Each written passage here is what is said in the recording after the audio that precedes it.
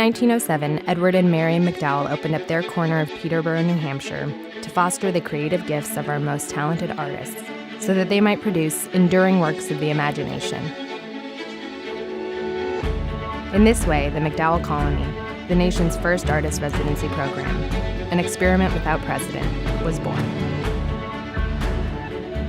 After Edward's death, Marion made the MacDowell Colony her life's work.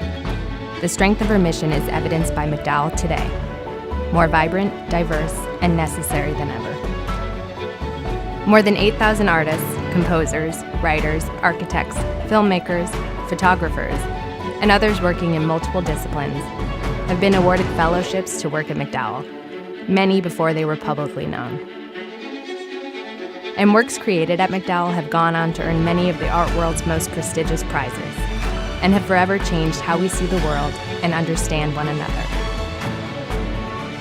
Thank you for joining us as we celebrate MacDowell Now, a year-long celebration honoring our heritage, our success, and the remarkable artists that have become a part of our family. And thank you for supporting Marion's and the Colony's ongoing commitment to the freedom to create.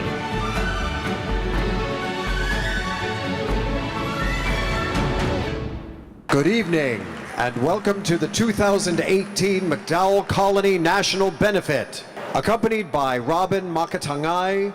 From the Broadway companies of In the Heights and Hamilton, please welcome Javier Munoz.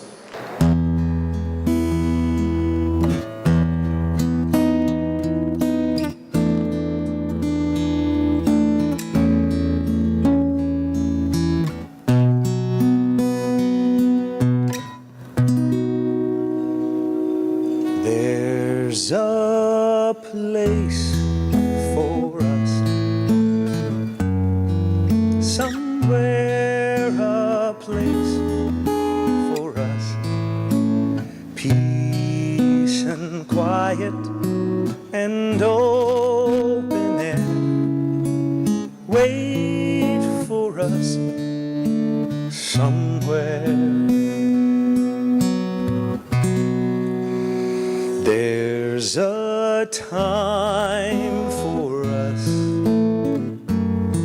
someday a time for us, time together with time to spare, time to look, time to care, someday. Somewhere we'll find a new way of living. We'll find a way of forgiving. Somewhere there's a time for us, a place and time for us. Hold my hand and we're halfway there. Hold my hand and I'll take you there. Somehow, someday, somewhere.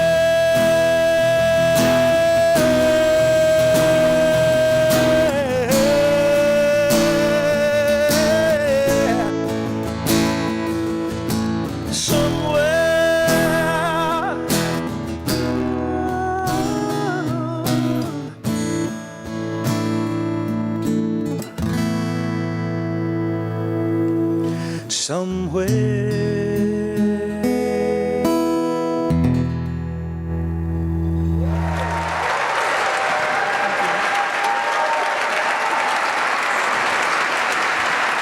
Good evening.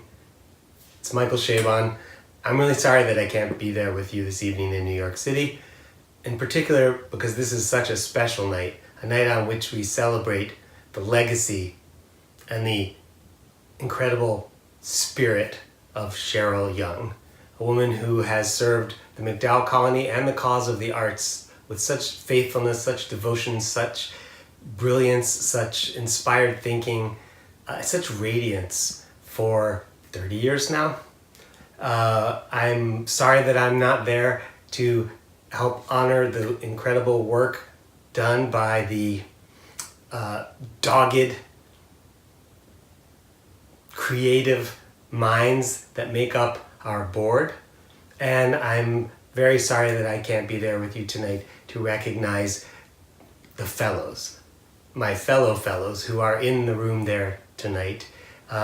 You guys are the ones that we are all here to celebrate, to serve, and for the next 120 odd years to continue to feed your spirits, to house your spirits, and to feed your bodies and house your bodies so that you can continue to produce the magnificent, important, radical, surprising, stunning, gorgeous work that MacDowell's Fellows have been producing since 1907.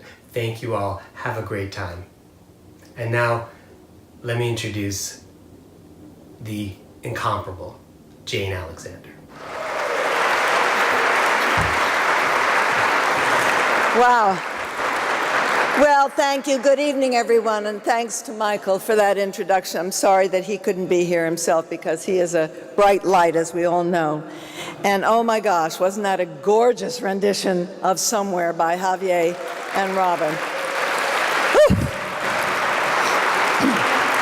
Tonight we are actually celebrating several historic moments, and one is the centenary of Leonard Bernstein, a MacDowell Fellow and the composer, of course, of that magnificent song. And before I begin, I do want to thank everyone here. I want to thank the guests for coming, for donating what you donated tonight, and the donors in general who made tonight possible, the board, the First Republic for their generous support, and our marvelous co-chairs for the evening, Christine Fisher and Ann Stark-Locker.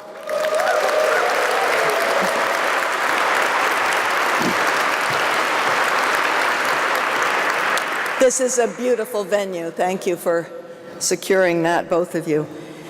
Well, many of you know me as an established actress, but before, believe me, my long career began, there were many years of looking for the job and finding my own path. Like every artist, I do understand what it means to be an unknown to the public and the need for opportunities that make the challenging path to some kind of artistic and economic success possible. And it's why I chose to serve on the board of MacDowell. After completing my post as chairman of the National Endowment for the Arts in 1997, I got a call from Robin McNeil, and would I like to be on MacDowell Colony's board, and I jumped at the chance because I knew firsthand the need for organizations like MacDowell to thrive. I served for 10 years on the board, and it's been another 10 years since I've retired from the board, and a lot has changed since there. A lot of good things have happened, even more good things. There are more studios, there are more events, and of course there are more fellows. But one thing has always remained constant, and that is that MacDowell, for more than a century, has unwaveringly supported the artist. The artist, whether he or she is as yet unknown to the public or is an established master like Leonard Bernstein. The colony provides, as you know, residence, resources, and a safe community of like-minded artists, a perfect environment to push boundaries and create iconic works of American culture. And in this way, MacDowell always is and remains contemporary. The bounty of artists that travel through MacDowell has always been made up of those who are ahead of their time. Artists usually are ahead of their time. Thornton Wilder, James Baldwin, Willa Cather, Terence McNally, and Alice Walker are all fellows who were prescient in their perspective and self-expression. And Bernstein joined MacDowell in 1962 to work on his revolutionary and subsequently controversial Mass. His masterwork, West Side Story, from the song Somewhere Is From, is being reinvigorated today for a new generation by Steven Spielberg and Tony Kushner. Great masters and new creative minds have been the contemporary core of MacDowell since 1907. The legacy continues tonight as we are introduced to some of the artists who've been developing their work at MacDowell Colony. Now, we're also celebrating the work of our fearless leader, Cheryl Young, who's been a constant source of inspiration since 1988, as Michael said. 30 years, folks, 30 years, and how does she do it? She has...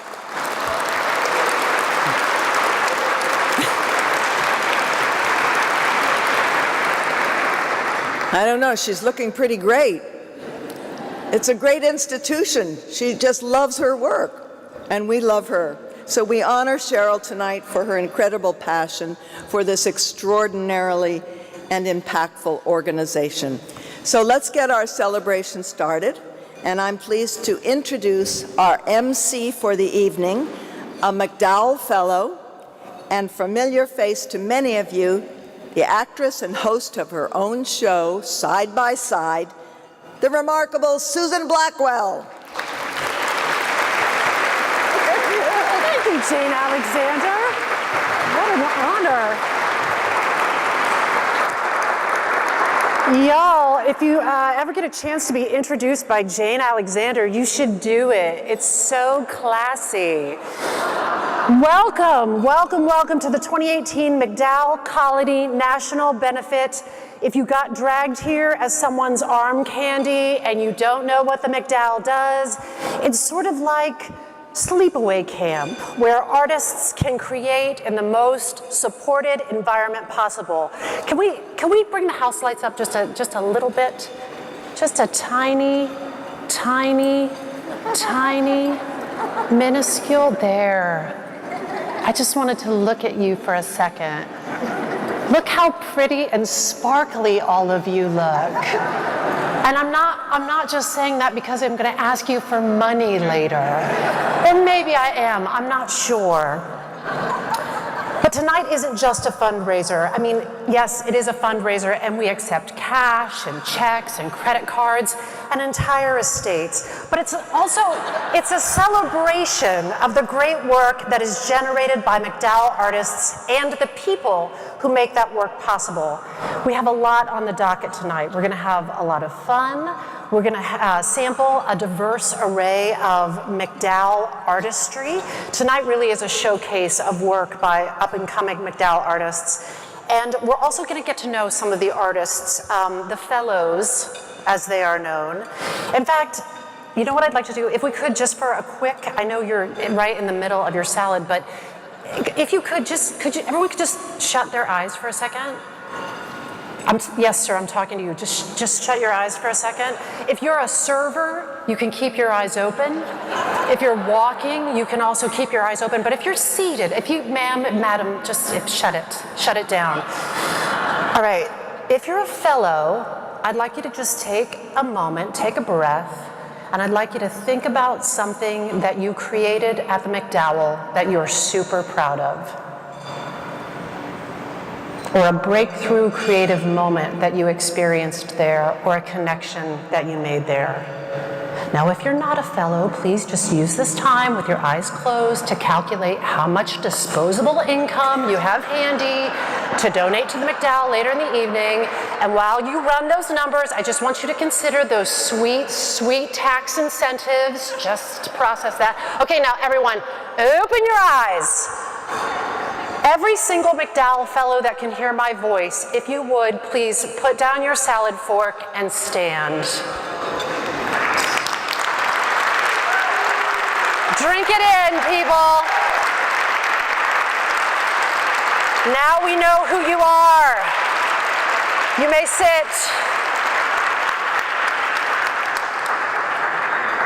There's a method to my madness. I want to play a game tonight, and that game is called My Fellow Fellow.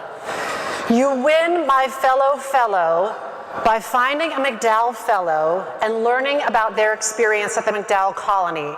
We want you to know firsthand who these people are and what you are supporting when you donate so generously to the MacDowell. You know what?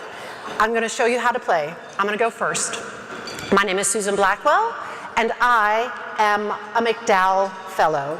That's right, they let this weirdness into the MacDowell. Yep, they did. When I was at the MacDowell Colony in the winter of 2010, my writing partner Hunter Bell and I had 2 glorious weeks to work on what became an off-Broadway musical called Now Hear This. That's, what? Sure, I'll take it. That's 2 weeks where we didn't have to worry about our day jobs or washing dishes or cooking our own food. We called it Magic Hands. Magic Hands delivered our lunch in a picnic basket. Magic Hands took it away. Magic Hands scrubbed our toilets. It was one of the most magical things I've ever experienced. While I was at the MacDowell, I wrote a piece for Now Hear This that I'm very proud of, and it's called The Golden Palace. And in it, I talk about opportunities that made it possible for me, weirdo me, to become a fancy-ass MacDowell Fellow. To sit in a studio and write the words that audiences hear when they see Now Hear This. I wrote, this blows my goddamn mind, I wrote in the same woods where Spalding Gray and Wendy Wasserstein and Michael Chabon wrote before me. So fast forward 8 years, I wish you could have been with me last week. I would have taken all of you with me down to Orlando, Florida, where I saw the first high school production of the musical Now Hear This. And when a 17-year-old performer told the story of writing in a studio at the MacDowell Colony, my heart just like swelled with pride and my eyeballs became cry balls, and I was so proud of the work I had made at the MacDowell, and I was so happy to spread the MacDowell gospel. So, my fellow fellows, it is now your turn. Throughout this evening, when you have a moment, please share with your table mates what the MacDowell means to you in the most vital and visceral terms possible. Let your dinner companions know what you made at the MacDowell and how the MacDowell supported you. And dear supporters, please take it in, sponge it in, because the MacDowell can only provide that support to artists if you support the MacDowell. Oh, and super bonus points. Once you get to know your fellow fellows, please take a selfie and then post it and then tag it, hashtag alert, hit me with that hashtag. Hashtag MacDowell Benefit.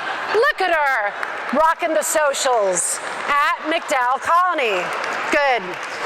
But enough of my yakking. Let's rock on and get a taste of what the MacDowell does. Get ready to leave your credit cards at the door.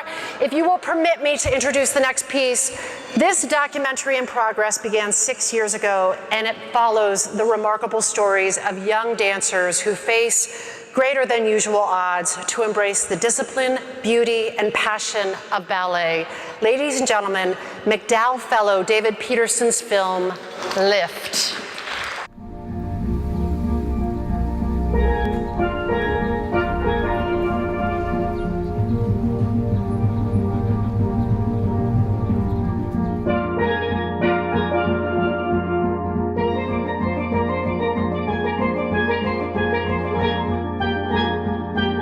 I didn't know what ballet was. I had never experienced it. It wasn't anything that existed in the South Bronx. I was entering the world of this fine art that isn't generally filled with people that look like me or sound like me or come from the places where I come from.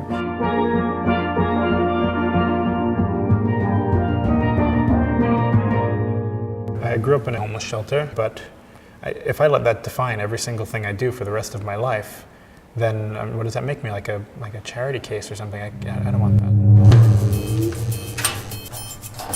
Hi, I'm Steven. I'm here to speak about lift. Fifth position, we're gonna put our arms in front of our body. This? Now we're gonna do passe, the foot on your knee. We're gonna make our passe shape, and we're gonna make fifth position with our arms when we turn around. Yeah. Now we know a bunch of steps, so what if we put some of them together? My name is Steven. I spent 3 years here when I was little.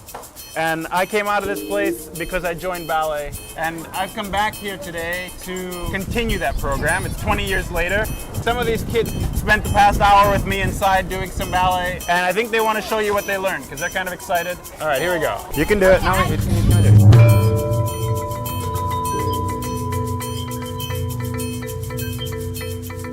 Ballet is a language that speaks across socioeconomic boundaries. A lot of people don't see dance as something that's a necessity, but the students that have been a part of this have been profoundly changed. Victor, I help him when I can. He's coming to ballet without money for the Ballet Academy. It's very difficult, and he happens to be a really talented dancer. Victor, you have this thing on your shoulders. Be careful that it doesn't get too high, because then this gets in front of your face and they can't see you. You understand what I'm saying? Steven did a lot for me, from teaching me my first variation, and I didn't even know about his background. People would always tell me, you're gonna be just like Steven. I said, wow, we really are alike, and I wanna be just like him.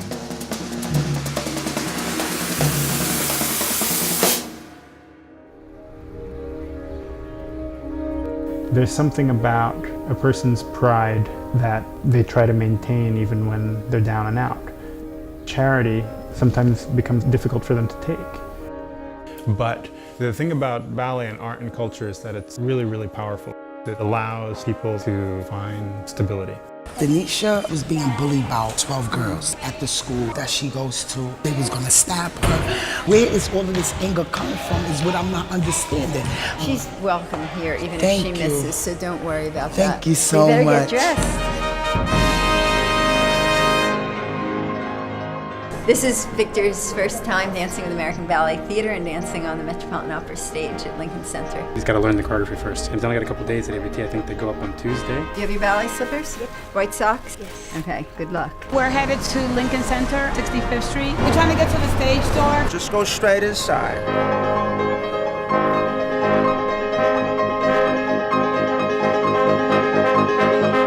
We're moving. This building has been sold and it's going to be demolished to make room for a new high-rise. It's an odd irony that the company that has helped the homeless is about to become homeless. Up and hands. These students that have these great potential and desire to be learning aren't here.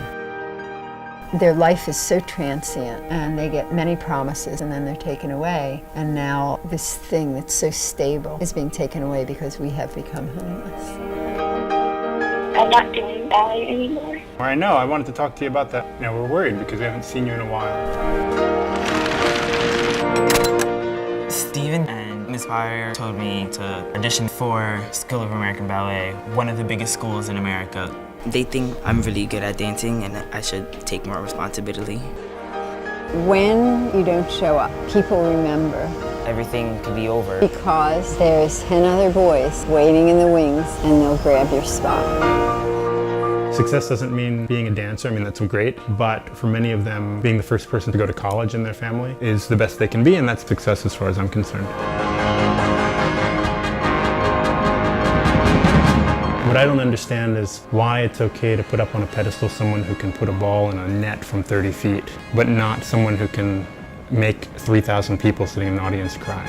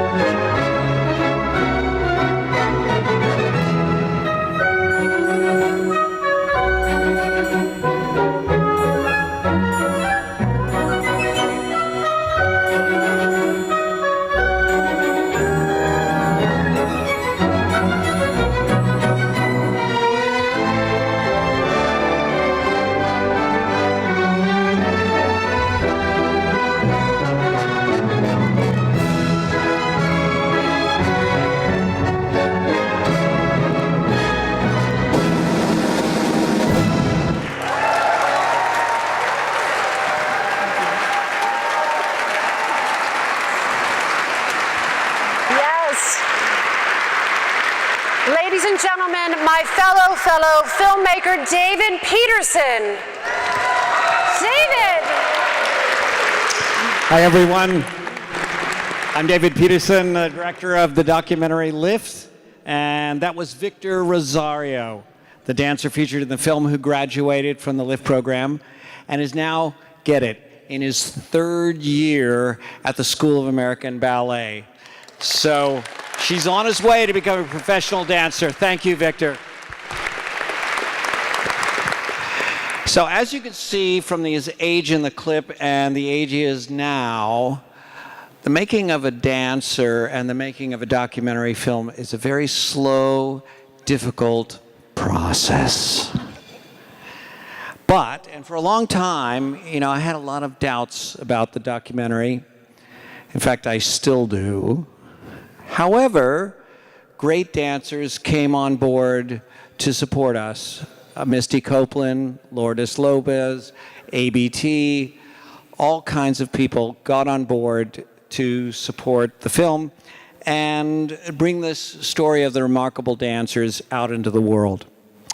So the place, though, that I owe the most debt for this film is, of course, the MacDowell Colony, a place that invites doubt, but in fact encourages artists, all of us who are artists, to step beyond it. And so for this unlikely journey from Hunts Point in the Bronx to a cabin in the New Hampshire woods, I want to propose a toast to the MacDowell Colony. Let's all raise a glass to our honored executive director, Cheryl Young, to also John Cisuerta, who's also been there for 30 years as our foreman of the maintenance department, and to all of the staff at the MacDowell Colony who has made this truly an astonishing and rare place, where every artist, like these young dancers, is given what they need most, a lift. Hear, hear.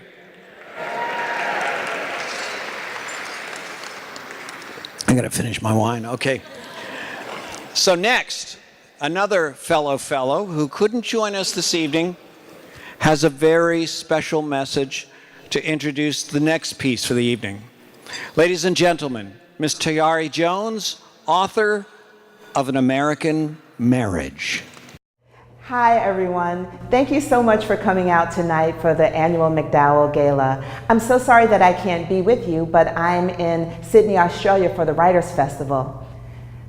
An American Marriage is my fourth novel, and I finished it at the MacDowell Colony. I wrote the words "The End" in my studio at Sprague Smith, and I knew that it was a very meaningful moment for me. MacDowell is very special. It has served different purposes at different times in my career. The first time I came to MacDowell was right after I finished my first novel, and that acceptance letter felt like such a validation, and showing up at MacDowell seemed like was such a victory lap. I made friends there, and that was 15 years ago, and we're still close to this day. And later in my career, when I was between my second and third books, I had received a job offer, but the job didn't start till August, and this was May, and I had a long, dry summer, and I felt like the MacDowell Colony gave me shelter. I stayed there for 8 weeks, and that is where I did most of the work on my third novel. And had I not had just the literal shelter of MacDowell, but also the peace of mind of having all my needs met, and just knowing that I was taken care of as a person and as a writer at that stage in my career, was meaningful in ways that I can't even express. So I am honored to have the first dramatic presentation of An American Marriage here at this night to celebrate MacDowell and all it does for all its artists. And while, I know that characters live on the page, that's our goal as writers, to make our characters live on the page, there is something especially magical about seeing the characters live live here in front of you. And as a gesture of thanks to the MacDowell Colony, and also to all of you who are supporting MacDowell as MacDowell supports art and artists, I say, look in your swag bags. Algonquin Books has given a copy of An American Marriage to each of you as our way of saying thank you for all you do, not just to support me, but to support all artists as they do their very important work. Thank you so much. Ladies and gentlemen, please welcome Otto Asando, Issa Davis, and Leroy McLean.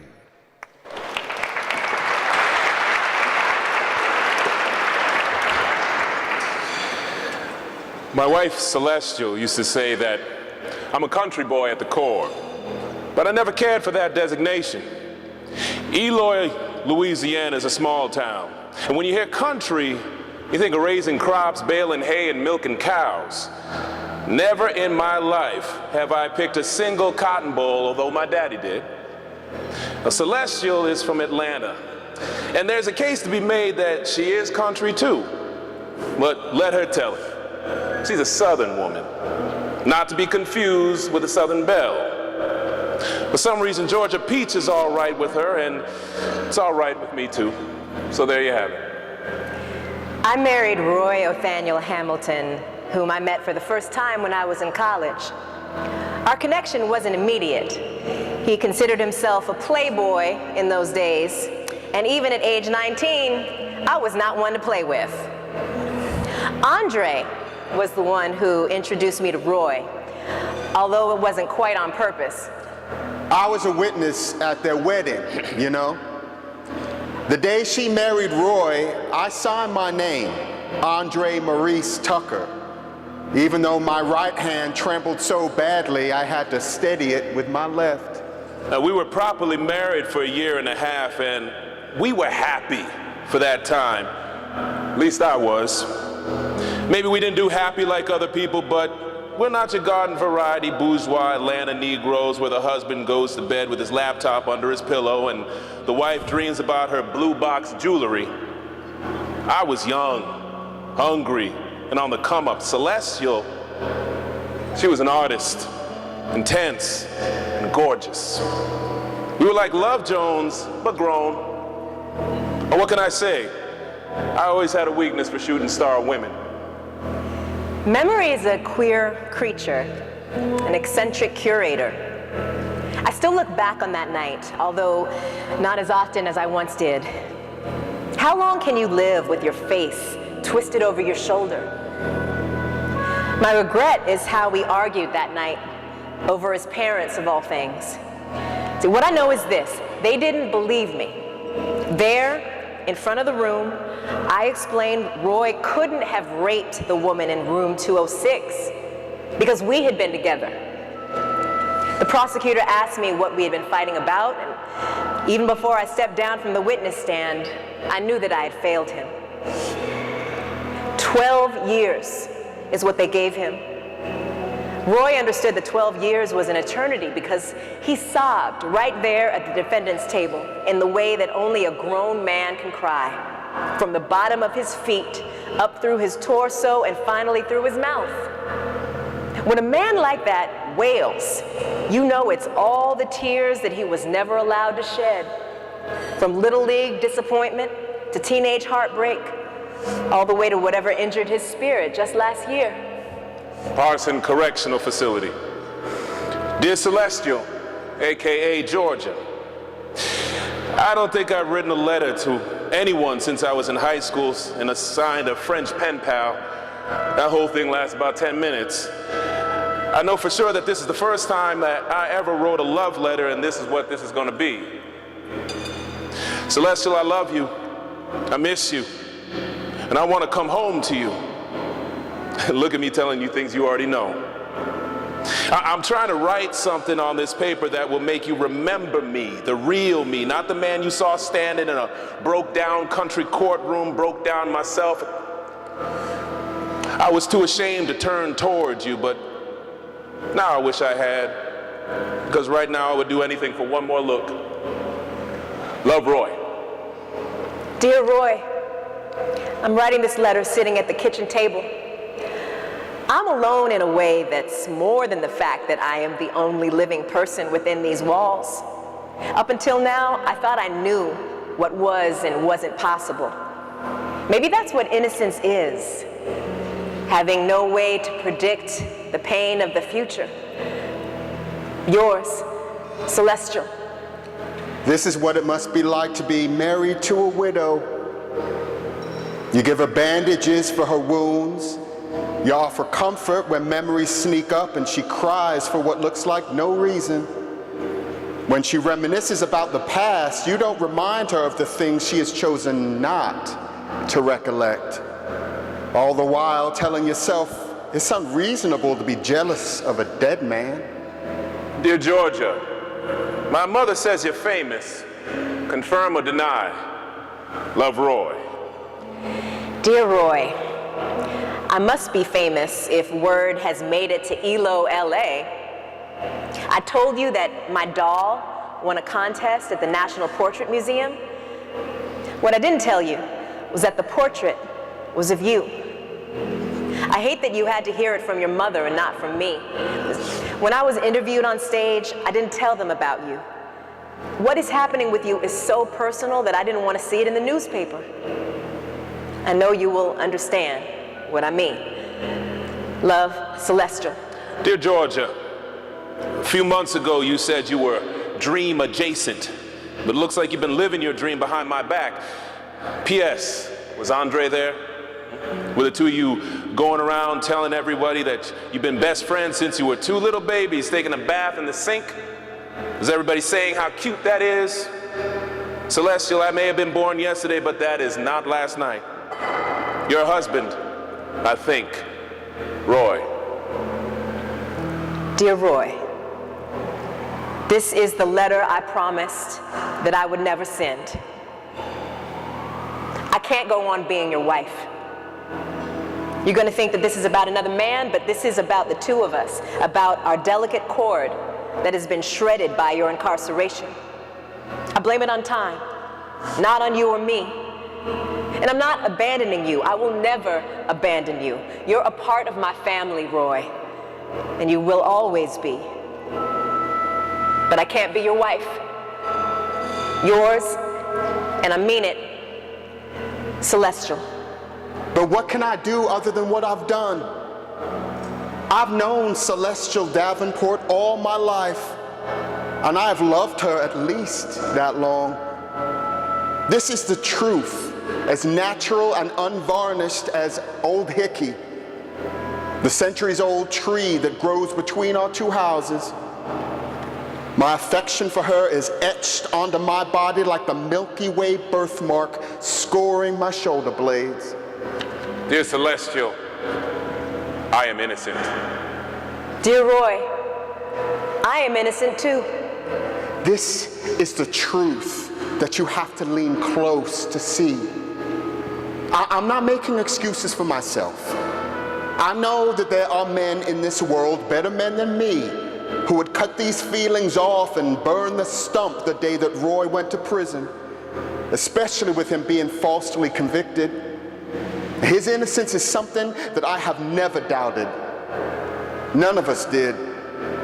But anyone who can't understand doesn't know what it means to have loved someone since you first figured out how to bend your tongue to talk, how to flex your feet to make steps. I woke up on the morning of Thanksgiving beside Andre, wearing his ring. I never imagined myself to be the kind of woman who would find herself with both a husband and a fiancé. It didn't have to happen this way. Dear Celestial, can I still call you Georgia? So Georgia, this is a letter I've been waiting 5 years to write, the words that I have been practicing. Your uncle came through. We went over the heads of those local yokels and ran it straight to the Fed. The judge vacated the conviction and the local DA didn't care enough to try. So as they say, in the interest of justice, I will soon be home free. Georgia, I'm coming home. Love, Roy.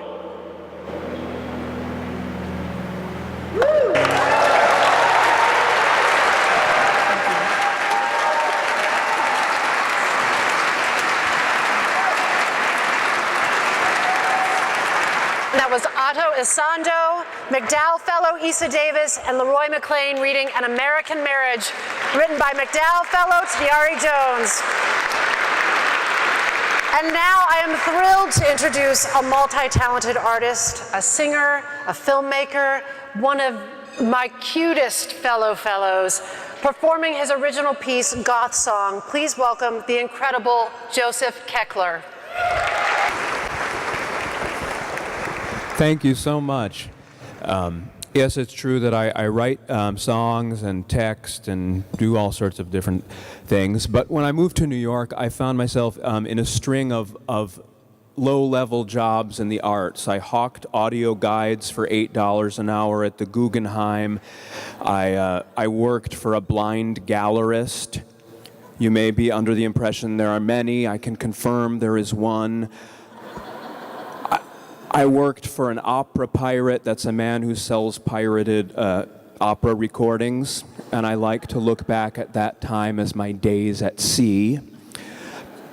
And then MacDowell was a really nice respite from that, and also gave me the opportunity to resurrect these episodes vengefully as art.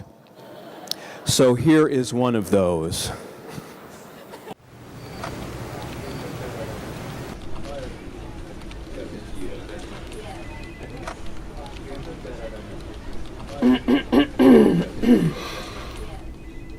I need you to organize the German section. I also need you not to be sleeping at work. I'm sorry. I was just taking a little early lunch break. I had a little piece of food there on the desk. I swallowed it just the moment you appeared.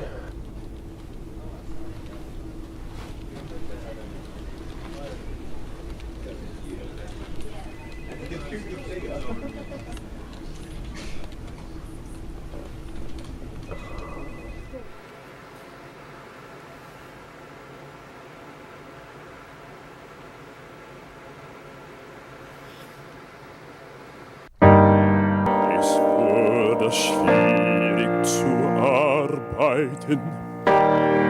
Ich wollte nur noch Ölkleider im Internet kaufen. Ich dachte, ich muss diese Vinylkleider haben.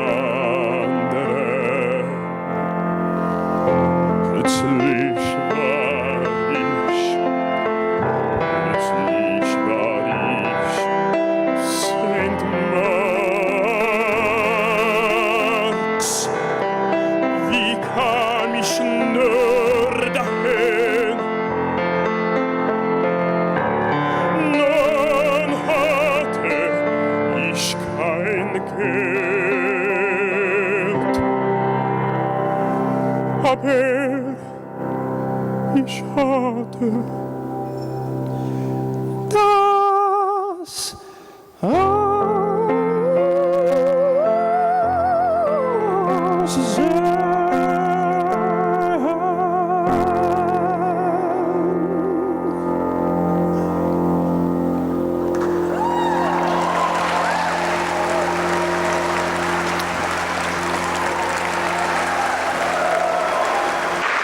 you, Joseph. Thank you, Joseph. Oh, you can check out more of Joseph at Joe's Pub on May 29th at 7 p.m. Get your tickies. I know I'm going to get mine. Okay, it's time to eat dinner, which means it's time for you to learn more about our fellow fellows and what the MacDowell means to them. I also encourage you to visit the silent auction where we have some tremendous lots up for grabs. Would you like to name a pet in Michael Chabon's next novel? You can. If you're the highest bidder, what do you get for the person who has everything? You get them that, apparently. You want legendary broadcaster Robert MacDowell to record your outgoing message? Get to bidding. And after that, we're gonna have an old-timey paddle raising. It's like an Amish barn raising, but with paddles instead of wood, and instead of barns, we're raising, well, money for the MacDowell. So enjoy your dinner, meet your fellow fellows, and I'll see you on the other side.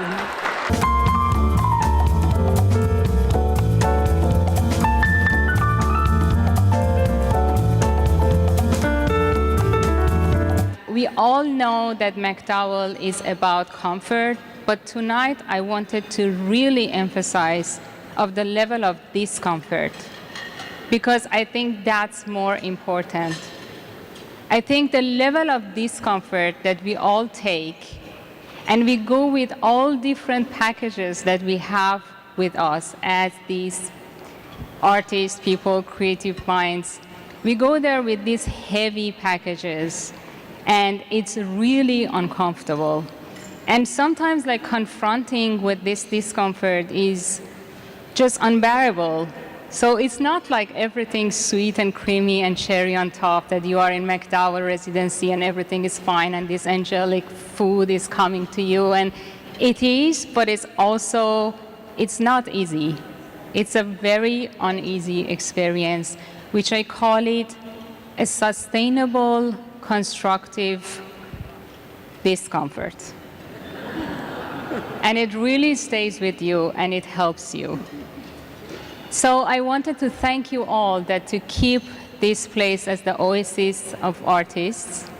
Also the fellow artists that really like motivated me and each others constantly with different conversations, sometimes intimidating because everybody is so brilliant. And it's not easy to carry all the conversation all the time, especially where you're not in the mood, but you have to. And I also wanted to thank Cheryl, and maybe you wonder, like as a fellow, that I just met Cheryl like maybe less than 6 months.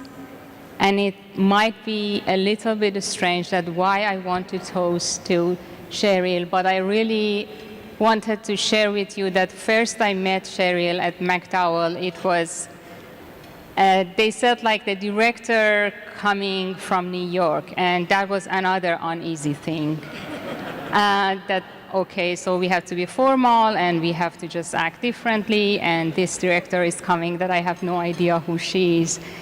As soon as like really she walked in, she proved that how passionate and how curious she is about every one of us and about art.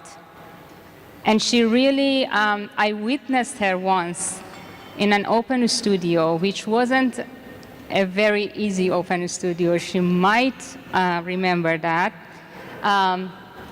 It was kind of like content-wise and form-wise was kind of aggressive. I just kind of witnessed her and I saw like, she was so non-judgmental, she was so passionate, and she was standing there and just listening and just absorbing everything. And that really made me feel that this is a real person, that this is not her job. This is like, this is her life, and she's there for us. So thank you, Cheryl, and thanks.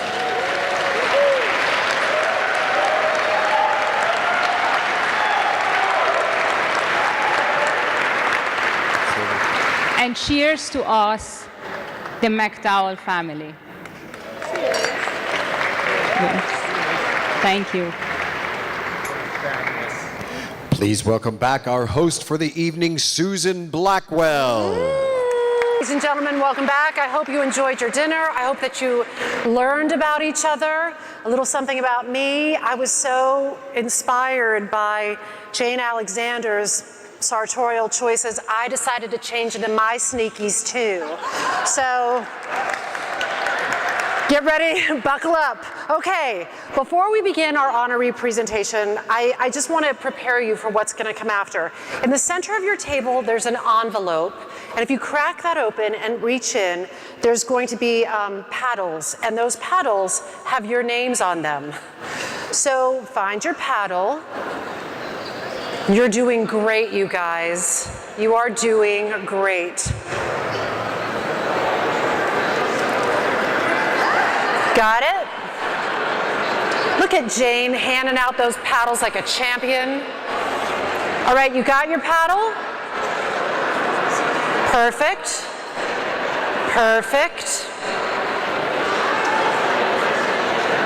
Now I want you, once you have your paddle, if I could just have your attention and just do this exercise with me. I just want you to bring your navel towards your spine, just navel towards the spine, MFA acting. I just want you, just like rock that pelvis, rock that tailbone under. I want you to take your paddle, you got that, navel towards the spine, da-da-da. I want you to lift your paddle up in the air and lower it, and lift it, and lower it. Very good, it's like Kegels for your tax deductions. It's very good. You're doing great. And on that note, please welcome the president of the board of the MacDowell, Andrew Senchak.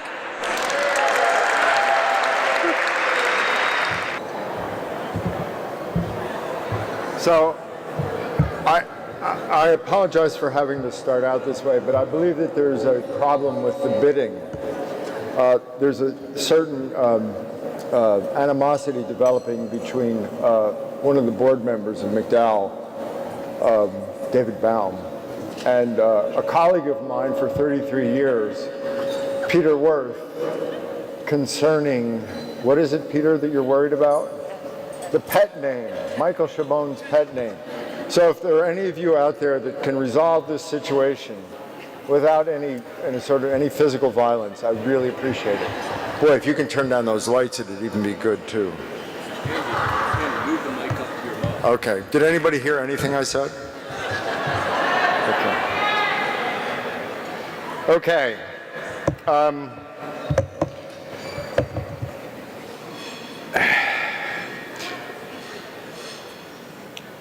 I'm very, Stacy Bosworth, our Director of Development, whom I hope you all get to meet very well, wrote the following words. I'm very happy to be here tonight alongside you all, celebrating a place that I feel very passionately about. Many of you know I spent my career in banking. Actually, I presented to a board of directors, the last time I was in this room, I presented to a board of directors. It was Crossland Savings Bank, and it was owned by the FDIC, your government. We ended up selling it, but anyway, that was a long time ago. So what I need to do is honor John Swasuerta. Where are you, John? You're here. Where is he? John, stand up. Thank you.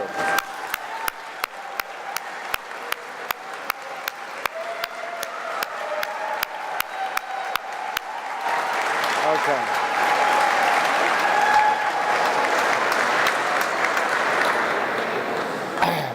Every colonist at MacDowell whose roof did not leak can thank John. Okay? Michael. Oh, microphone. Okay, sorry about that. So now I have to begin to talk about Cheryl.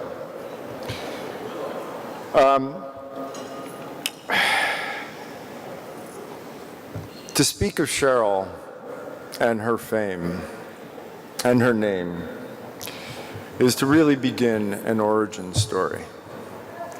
And so, as you know, the colony is 111 years old. Cheryl has served the colony for 27% of its history. Only Marion MacDowell, logging in at 36%, served longer. So Cheryl, dear, length of tenure is admirable, but the story lies beneath. Cheryl has worked at the colony for 70% of her life. When she began as the Director of Development under the tutelage of our dear, dear Mary Carswell, she was 12 years old.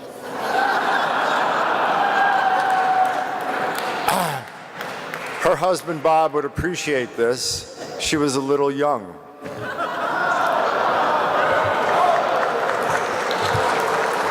Okay. But let me tell you, it gets better. Mary must have persuaded Cheryl to commute to East 83rd Street from Brockton, Mass., where her initial fame was established. There, at the time she took the job with Mary, she was reigning as the snowflake ball queen of the Knights of Lithuania. It's true. And she told me. She actually told me. So the photos you'll see tonight later on will attest to the fact that the Knights were not stupid, let me tell you. Okay, so according to the records, Cheryl's father's surname was Ursimbrowski, a name which appealed to the Lithuanian Knights and qualified her uncle, a faculty member at the prestigious Boston Latin School, to enjoy all the Jewish holidays. Remarkably, during this time, Cheryl earned a degree in economics at Northeastern. Cheryl grew up in Brockton with 4 older brothers. 3 of them are here tonight. Maybe they could stand.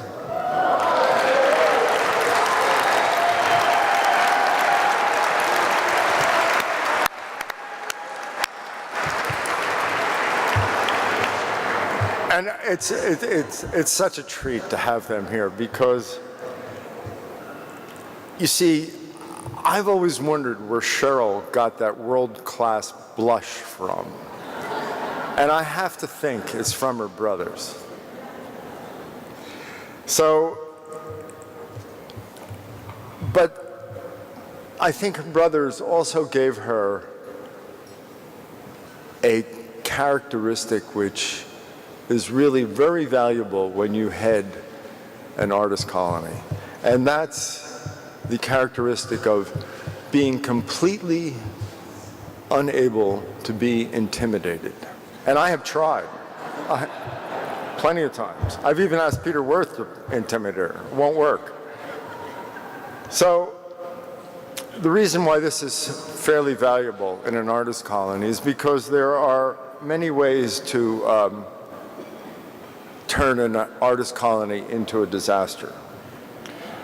And Cheryl, in fact, has the ability to always find, when faced with a problem, the correct and avoid the incorrect. So why is this important? Well,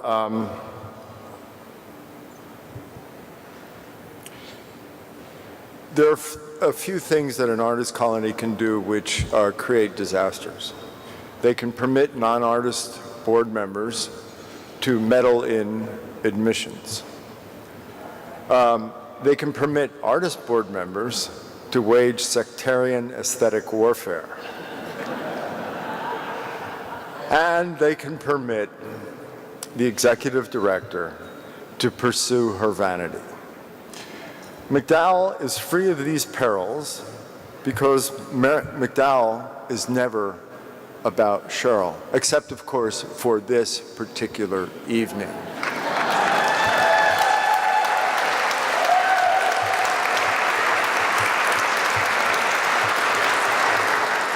And it's a pleasure to be celebrating that. You know, Cheryl is no longer the reigning queen of the snowflake ball of the Knights of Lithuania in Brockton, Mass. I don't know if she regrets that or not. I have no idea. But she is the reigning queen of America's artist colonies. And, you know, in the next video, you will see here and much more about Cheryl. And frankly, how beloved and admired she is. I think the first time Cheryl and I met was in a barn in Peterborough. I liked her immediately. Unflappable. Cheryl likes to go out and have a good time. She parties harder than any of them. Cheryl Young, you are such a person, and you made me crazy and enabled me to do crazy art.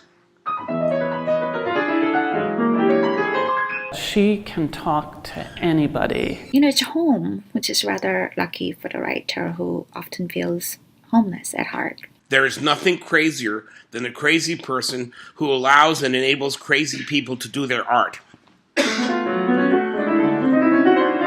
She slyly got $100,000 out of me.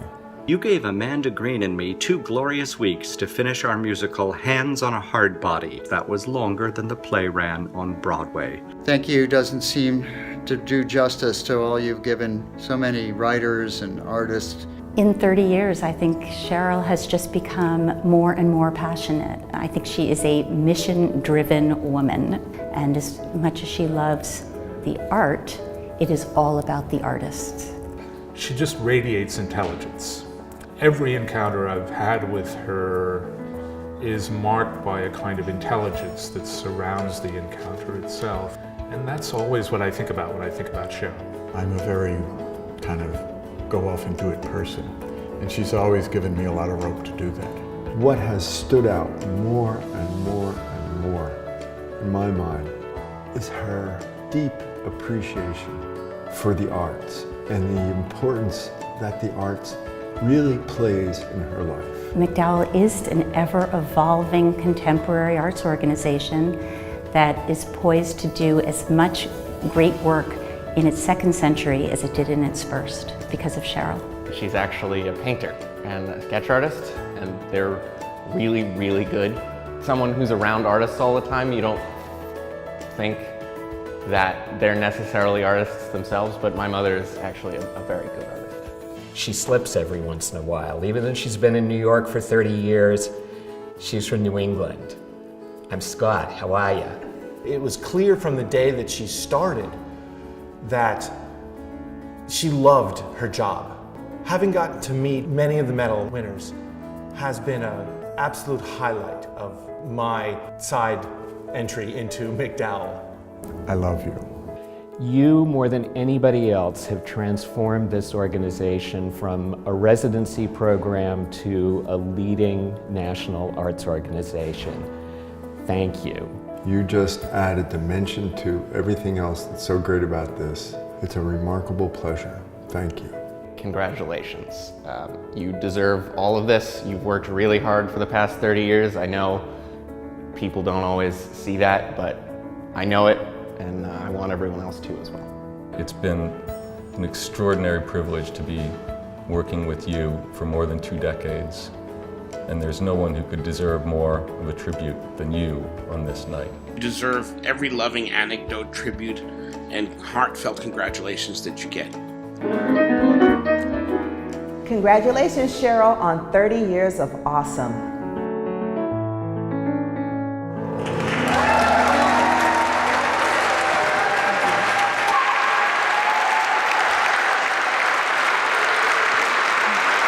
Ladies and gentlemen, our next fellow is not only an accomplished composer, but also a creator of musical portraits. A few weeks ago, he spent time sitting quietly with Cheryl in her office, gathering nonverbal information about her. What you are about to hear is the premiere of his musical portrait, composed from his experience of Cheryl. Please welcome me in joining my fellow, composer Scott Wheeler. There you are.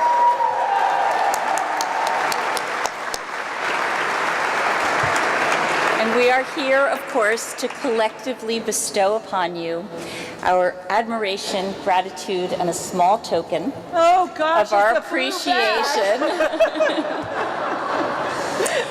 And I will spill the beans. Inside this little blue box is a triple strand pearl bracelet selected to represent the countless pearls of wisdom that you've brought to your work, and a strand for each of the decades that you've devoted to MacDowell, and we hope you enjoy it for many, many years. Thank you so much. Well, for all you do.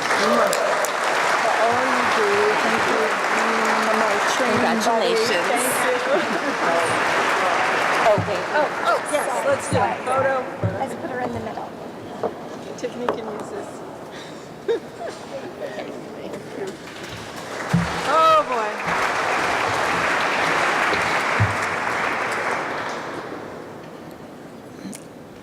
I am speechless, which doesn't happen often.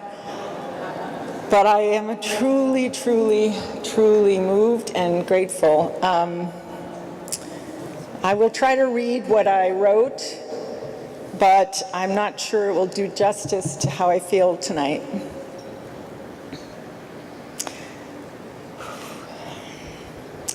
My work at MacDowell is something I wanted to do. And I am so grateful to have lived my life, given the opportunity to do it. My husband Bob and my son Tom, my parents, my family, they've been supportive of my passion for MacDowell. So I thank them, the loud, crazy bunch in the middle there.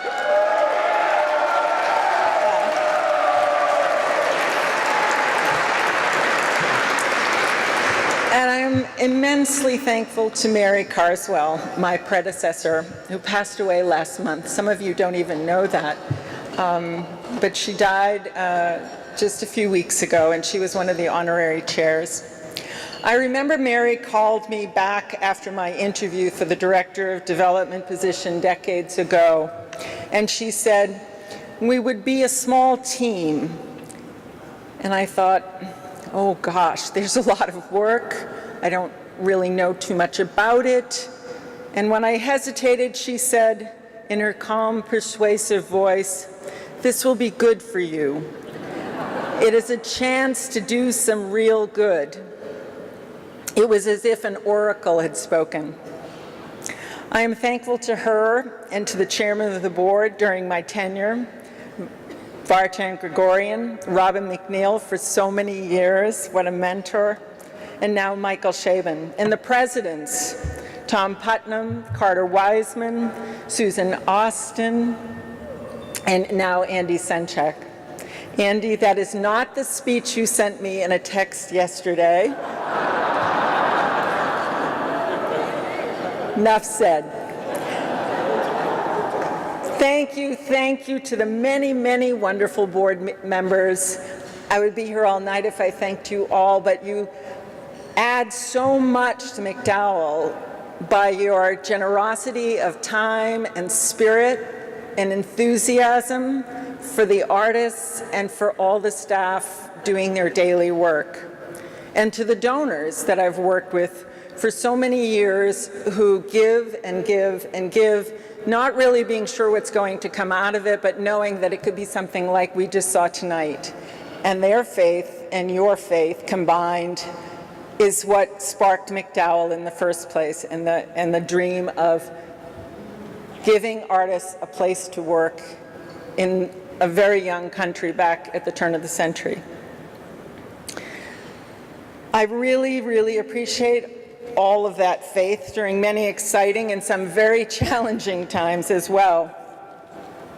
But the rewards were many, and I've had the good fortune to work alongside the outstanding David Macy, our resident director.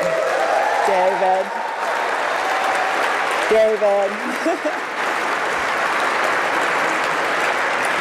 We were both so young. Those photos tell it all. And the wonderful, truly wonderful team in Peterborough and Chelsea, that Peterborough, did you hear that? Came out. Peterborough and Chelsea working behind the scenes to make MacDowell the best it can be. People like John Siswetter and Courtney Bethel, and Dean Klingler, the master of the evening, Marissa Franklin and Stacy Bosworth, Jenny Wu, Felicity Slater, Julia Tolo, Ann Hayashi. There are many staff members in New Hampshire who aren't here tonight, but honestly, they sent me texts today saying, go for it, Cheryl. It's going to be a wonderful evening. Enjoy. And oh, by the way, the board meeting report for tomorrow, blah, blah, blah, blah. They're so on it. Could the staff stand, please? And thank you. Thank you. Thank you.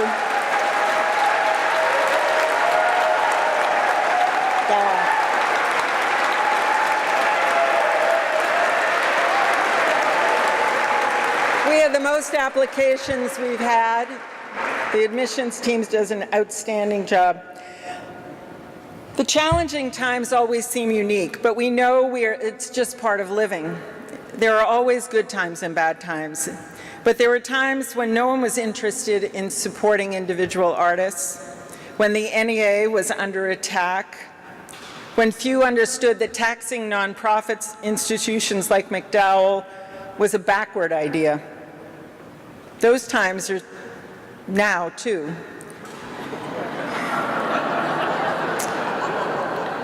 It's a never-ending time to be in this work that we do. So through all those trials and tribulations, MacDowell rose to the occasion, and our values guided us. 30 years ago, we could not have known the challenges we would be dealing with. But I think Mary intuited that I was made of the right stuff to handle it. I didn't know that, she did. But I have 4 older brothers, as Andy said, that helped me stand my ground. With your help, I have done more than I ever hoped, and certainly there is more to do. There are 1 million creative people in the US, according to this census. I'm not talking about the performers, because that would double the number. I'm talking about the creative artists, generative artists who are making the work. There are 1 million of those and only 6,000 residency fellowships in the now flourishing field. When I started, there were only 18 residency programs like MacDowell. And we worked really hard to increase that field, and it's happening globally. But there is certainly more work to be done, more art to be made, and there is a renaissance happening in American culture that can change the world. A new era of creativity based in equality and humanism, and is taking place right now before our eyes. All of us must support it. As Mary said to me, it's a chance to do some real good. So thank you very much for this honor. I truly appreciate it.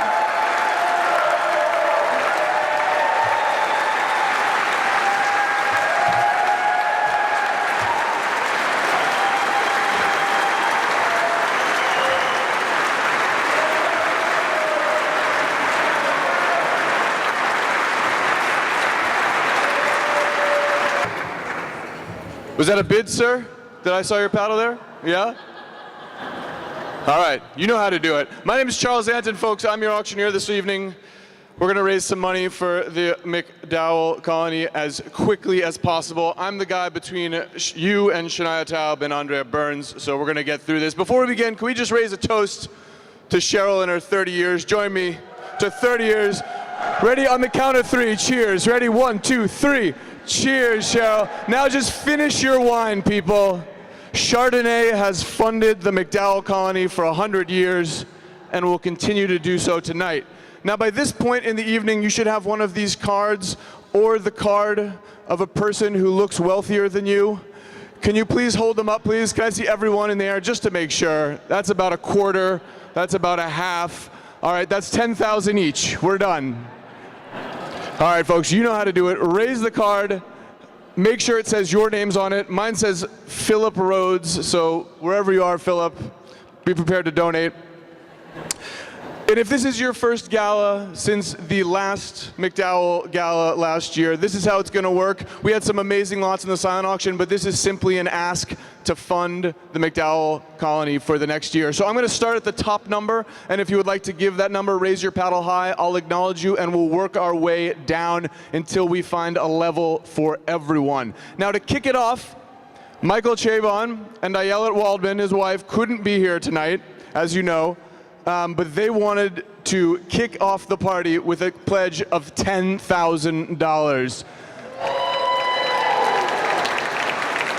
Thank you for that applause, but they're not here. So $10,000. Is anyone willing to match that pledge of $10,000 to fund a full fellowship? Let me read off those paddles. Ready? 2, 5, 8, and 3, 3, 4. That's $30,000. 121. That's $40,000. 182. That's $50,000. Thank you, folks. 334, I got you. But thank you for your enthusiastic paddle waving. $50,000 already, well done, folks. Is that a bid in the back, sir? No, just waving your paddle at a charity auction, but not bidding. That's super confusing for me. Thank you, sir. Anyone else at 10? All right, then, we're gonna move straight away to our next level for to fund a 2-week stay at the MacDowell Colony. Who will say $5,000? We're at 50 already. Who will say 5 in the room here? I'm sure we have a couple at 5. Thank you. Paddle 194, that's 55,000. Paddle 133, that's 60,000. Thank you, sir. Nice blazer, and that means something coming from me. 312, that's, where were we? 65-ish? Thank you, sir. This is my human Excel spreadsheet. 65,000. Can we get one more to bring it to 70? Are you sure? 65 then. All right then, we're gonna move straight away to our next level.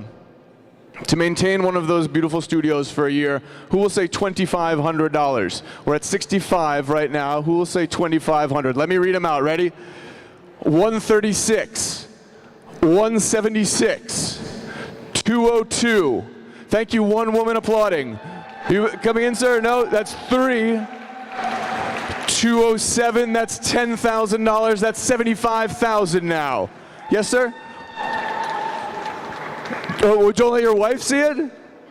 All right, 132 and 131. That brings us to 15,000 to bring our running total to 80,000. Well done. Anyone else?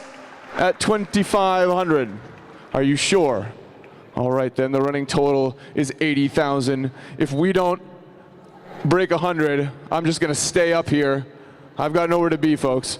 All right, how about to feed an artist for the duration of their fellowship, how about $1,000? This is when all the hands should go up. How about $1,000? Wait, keep them up, ready? 357, 235, 212, 213, 265, that's 5, 395, 188, 197, 141, 287, that's 10, 396, 309, 138, 155. Wait, that's 14. We can't leave it at 14. It pains me to leave it at 14. Surely there's one more at 1,000. No? One more?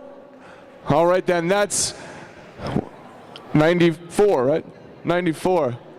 Oh, and 195, that's $95,000. All right, folks. Like I said, we're going to do a lot of levels, more than we usually... What? Oh, 365. I'm sorry, ma'am. 365, that's 96,000. Well done. Anyone else? Any other stealth bidders? No? Like I said, we want to have 100% participation, so we're going to do quite a few levels. We're going to get there, though. How about for a picnic basket for a month? How about $500? $500. Anyone at 5? All right, keep those hands up. Ready? 114, 123, 384, 513, 252, 196, 126, 131. Thank you, sir. I won't tell your wife. 413. 132. That's 10. 141. 185. 313. 298. 175. And 150. That is 16 people at 500, and we all know that 16,500 times 500 is horrible. What's that? Our running total is $104,000, folks. I didn't read it was on a giant screen behind me. I didn't realize it was on the screen. Makes it way easier for you guys than me. All right. A couple more levels. How about $250 to keep those bikes in working order? All right, 250s, get them up. 104, 242, 249, 129, 262, 261, 127, 137, 149, 145, and 152 and 267.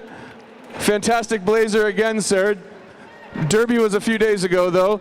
230. Anyone else? At 250. I'm gonna do, wait, is that one? No. I'm gonna do 2 more levels, then we're done. Ready? How about $100? 388 enthusiastically at $100. Thank you, 388. 111, 233, 240, 215, 217, 109, 128. I got you, 240, 398, 400, 512, 272, 280, 300, 162. Are you bidding, ma'am, or are you just warm? Just warm? All right. And our last level, so that we can have every single person donate, $50 only. $50. Anyone at 50?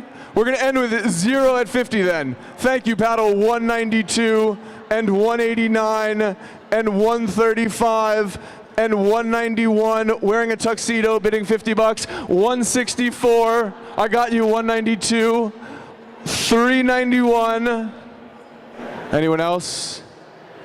All right, folks, then I will leave you with this. If you did not raise your paddle tonight because you were shy, you want to be anonymous, or you're simply too drunk to get your elbow above your ear, you will notice that the back of your paddle is a card. Obviously, the MacDowell Foundation would appreciate any amount of donations this evening. If you did raise your paddle, we've got you locked in, but please fill out the back of that card and hand it at either at checkout or to one of our lovely volunteers. What were you donating, ma'am? Did you want to say something? No? 218? How much are you donating? $50? Oh, thank you. 218 at 50. Add her to the list. And that's it for me, folks. You guys raised $109,000. And I'll leave you with this. The 2017 gala was around 60. So congratulations, everybody. Have a good night. High fiveys. Charles Anton, ladies and gentlemen. And thank you to all of you for your generosity. I've got sad news and I've got glad news. The sad news is the show is almost over. The glad news is the dessert buffet is open. The better news is if you still have that MacDowell feeling and you want to make some donations, there's still time. But now you're going to see these beautiful people filing in behind me. This is the New York City Master Chorale. And I am so pleased to introduce as well a MacDowell Fellow, my fellow, and an award-winning composer, Shana Taub. And from Broadway's In the Heights and On Your Feet, Andrea Burns.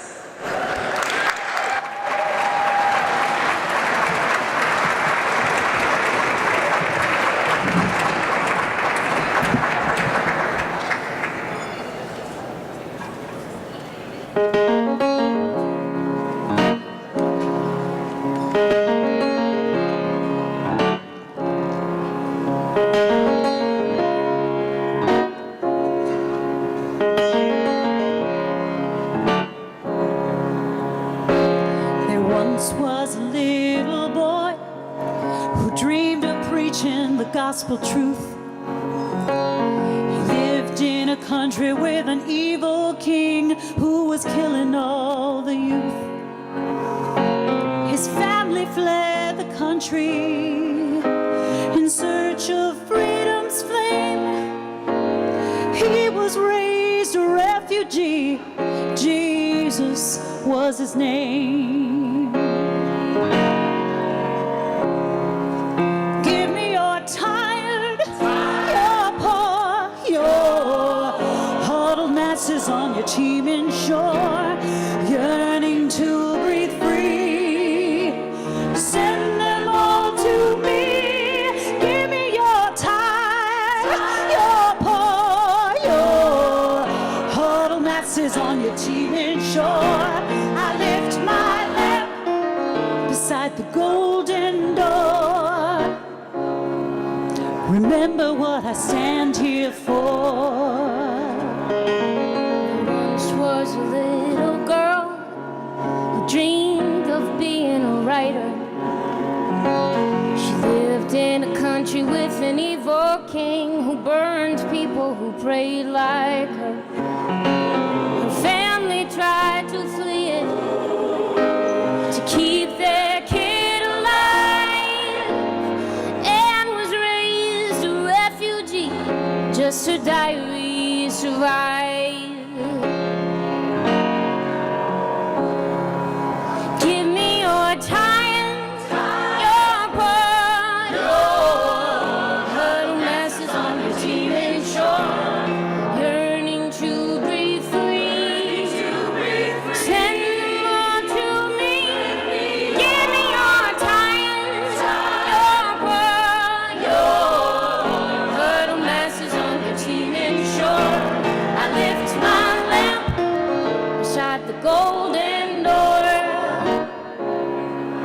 Remember what I stand here for. There once was a young man who dreamed of earning his degree. He lived in a country with an evil king who bombed his family. He flew to reach our border to start his life anew. He's detained today at JFK. We did not let him through. Oh, let him come through. Give me your tired, your poor, your huddled masses on your teeming shore, yearning to be free. Send them all to me. Welcome all Muslims, Christians, Jews, and more. Every child fleeing hate and war. I lift my lamp beside the golden door, and I'll forever lift my lamp beside the golden door.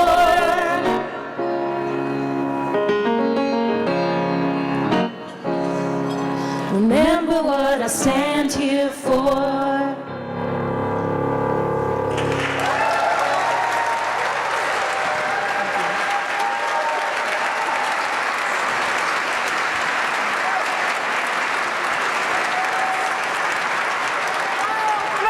Shanna Taub, Andrea Burns, the New York City Master Chorale. I'm Susan Blackwell. Thank you so much. And please come visit the MacDowell. It's for you. It's for the public. Thank you so much. Have a good night.